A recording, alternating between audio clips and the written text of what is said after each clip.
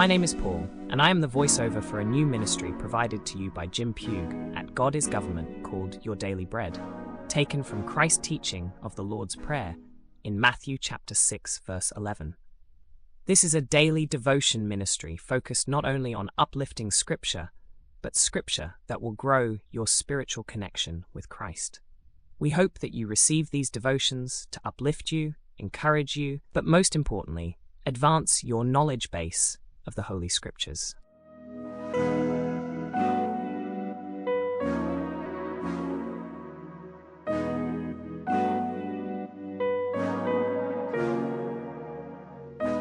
Today's focused discussion will be on righteousness. In 1517, Martin Luther, an obscure Augustinian monk, launched the Protestant Reformation.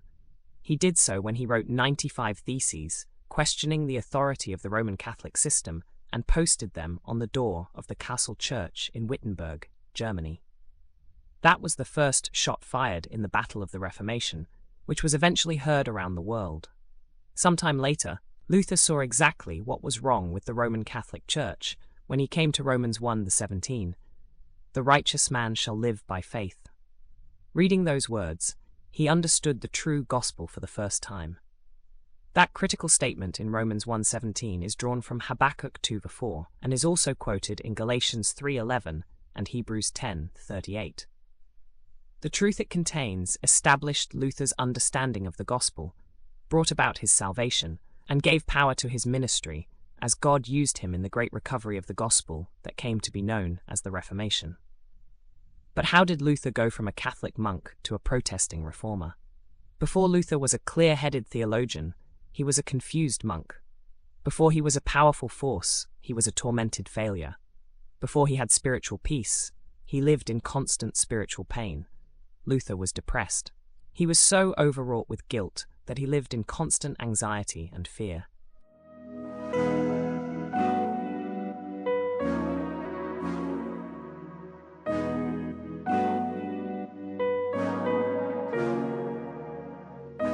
While still pursuing a career in law, Luther encountered a thunderstorm. A bolt of lightning hit the ground so near him and terrified him so badly that he pledged to become a monk if God would spare him from his wrath, which Luther thought had come in the form of lightning. Keeping his vow, he became an Augustinian monk and moved into a monastery. There, he found the road to salvation was very hard. In fact, it was not just hard for him, it was hard for everyone. It was so hard that the Catholic Church invented a place called purgatory so that people who were too bad to go to heaven but too good to go to hell could purge their remaining sin. The best that Luther could have hoped for was purgatory, because no matter what he did, he could never get over the reality of his own sinfulness. He was tortured internally by guilt and fear. Monks like Luther so feared God and the just throne of Christ that they turned to Mary. Mary, they were taught, was more compassionate than either the Father or the Son, so they would plead with her to petition Christ and God on their behalf for their salvation.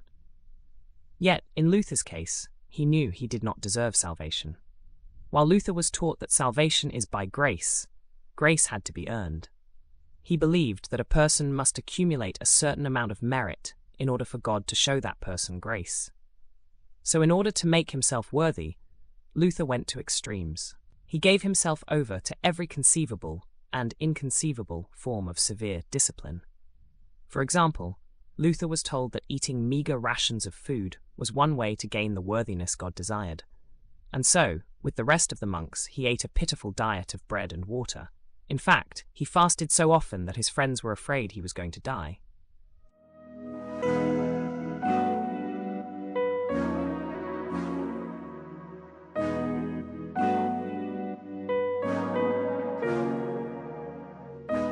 The monks were also told that wearing severely uncomfortable clothing could increase their worthiness before God.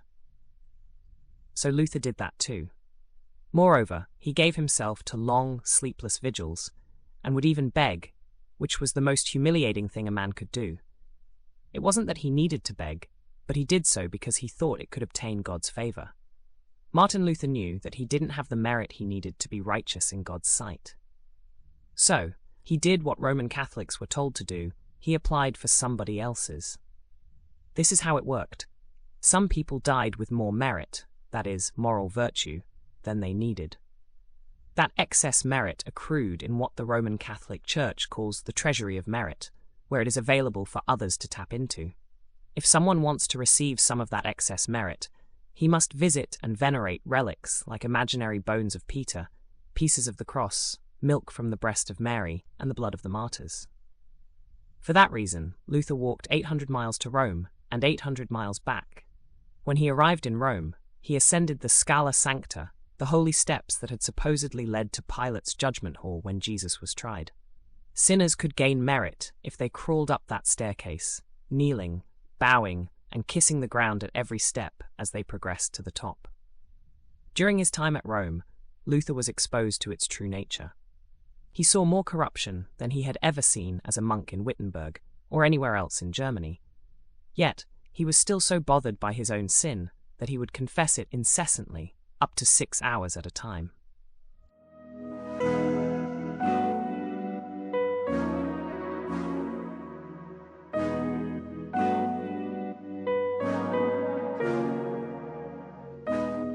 He had no peace, he had no salvation. He was driven to terror and fear because he desperately wanted to be right with God. He understood God's wrath, judgment, and the reality of eternal punishment in hell. You could say he had a fear of God, the kind that drives sinners to seek reconciliation with God. Luther was so afraid of the Almighty that it tortured him. He wanted God to forgive and accept him. He wanted to escape hell and enter heaven. But even after doing everything he possibly could, he could not satisfy his own heart or find relief from his guilt. One day, as he was studying Paul's epistle to the Romans, Luther couldn't get past the first half of Romans 1, verse 17. In the gospel, the righteousness of God is revealed from faith to faith. He wrote, I greatly longed to understand Paul's epistle to the Romans, and nothing stood in the way but that one expression, the righteousness of God. Because I took it to mean that justice whereby God is just and deals justly in punishing the unjust. My situation was that, although an impeccable monk, I stood before God as a sinner, troubled in conscience, and I had no confidence that my merit would assuage him. Therefore, I did not love a just and angry God, but rather hated and murmured against him. Yet I clung to the dear Paul and had a great yearning to know what he meant.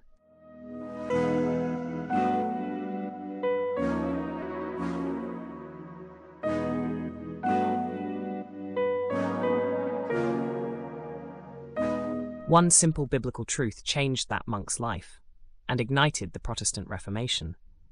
It was the realization that sinners could be perfectly righteous before God through the means of faith alone. Martin Luther found the truth in the same verse he had stumbled over, Romans 1:17. For in it the righteousness of God is revealed from faith to faith, as it is written, but the righteous or just man shall live by faith, emphasis added. Luther had always seen the righteousness of God as an attribute of the sovereign Lord by which he judged sinners, an attribute sinful mankind could not reconcile with. But not anymore. He described the breakthrough that put an end to the Dark Ages.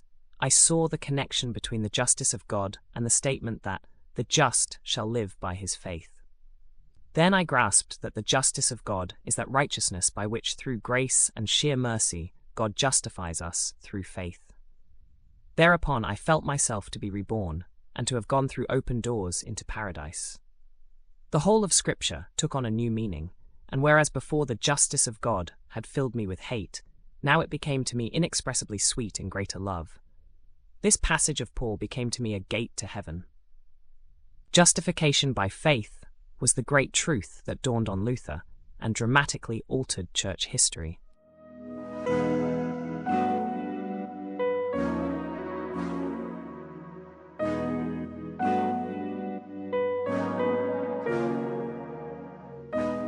Because Christians are justified by faith alone, their standing before God is in no way related to their personal merit. Good works and practical holiness do not provide the grounds for acceptance with God. God receives as righteous those who believe, not because of any good thing he sees in them, not even because of his own sanctifying work in their lives, but solely on the basis of Christ's righteousness, which is reckoned to their account. To the one who does not work, but believes in him who justifies the ungodly, his faith is credited as righteousness. Romans 4:5. That is justification. In its theological sense, justification is a forensic or purely legal term. It describes what God declares about the believer, not what he does to change the believer. In fact, justification affects no actual change whatsoever in the sinner's nature or character. Justification is a divine judicial edict. It changes our status only, but it carries ramifications that guarantee other changes will follow. Such forensic decrees are fairly common in everyday life. When a jury foreman reads the verdict, the defendant is no longer the accused. Legally and officially, he instantly becomes either guilty or innocent, depending on the verdict. Nothing in his actual nature changes, but if he is found not guilty, he will walk out of court a free man in the eyes of the law, fully justified.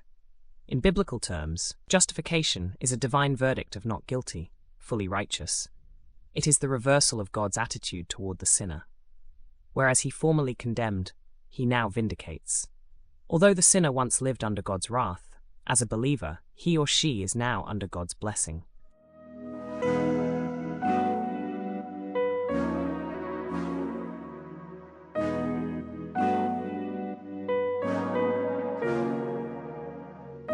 Justification is more than simple pardon. Pardon alone would still leave the sinner without merit before God. So when God justifies, he imputes righteousness to the sinner. Romans 4:22-25. Christ's own merit, his perfect obedience as a man to God's holy law, thus becomes the ground on which the believer stands before God. Justification elevates the believer to a realm of full acceptance and divine privilege in Jesus Christ. Therefore, because of justification, believers not only are perfectly free from any charge of guilt, Romans 8:33, but also have the full merit of Christ reckoned to their personal account, Romans 5:17. Furthermore, when we are justified, we are adopted as sons and daughters, Romans 8:15, and become fellow heirs with Christ, Romans 8:17. Such are some of the glorious blessings that flow out of justification. Thank you for joining us in this exploration of God's righteousness. Until next time, remember to keep the faith, stay strong, and continue to shine your light in the world. To hear these daily devotions of your daily bread, please log on to goddessgovernment.com. Goodbye, and may your faith always lead the way.